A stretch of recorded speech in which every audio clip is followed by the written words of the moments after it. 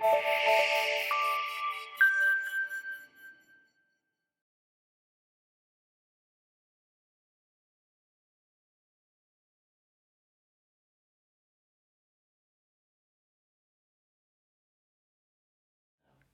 at the moment things are pretty quiet on the ground in East Ukraine, but that's only after a spell of very, very heavy fighting at the start of the year, when the two key flashpoints around the embattled town of Debaltseve, which was held by Ukrainian forces as 2015 started, and Donetsk airport, which was contested between the two parties. Initially, there was very heavy fighting in January and February over these two towns, which caused a pan-European effort to create a new ceasefire,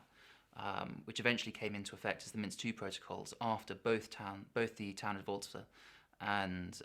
Donetsk airport had been captured by the rebels. Now, after the Minsk II protocols, we see a stabilization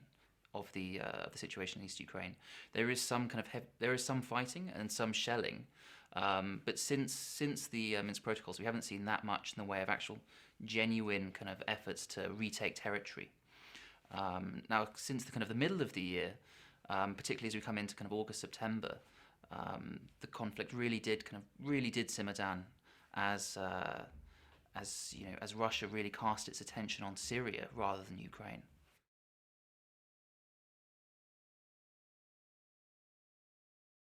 Well, the two attacks in Paris by Islamic extremist groups have really concentrated the minds of security forces and militaries around Europe. We've seen the French deploy their armed force en masse on French streets after the initial attacks against the Charlie Hebdo offices. We saw 7,000 French troops deployed on French streets. Then after the further attacks in November, we saw 10,000 troops deployed across French streets, and a really large ramping up of French operations against the Islamic State in Syria. This has all placed a pretty big burden on the French military, and as a consequence, they're seemingly going to have to completely rip up their fiscal rulebook in order to fund this big surge of military activity and military spending. And we've also seen new militaries all across Europe pledge to increase their defence spending this year, partially in a result of the Islamist threat, but also as a result of the continued fallout of the Ukraine crisis and concerns over Russian intent with regards to Eastern Europe. Other nations that have notably enacted similar postures to the French was the UK in its recent Strategic Defence and Security Review, when it also made provision for 10,000 military personnel to support internal security forces in the event of a terrorist attack.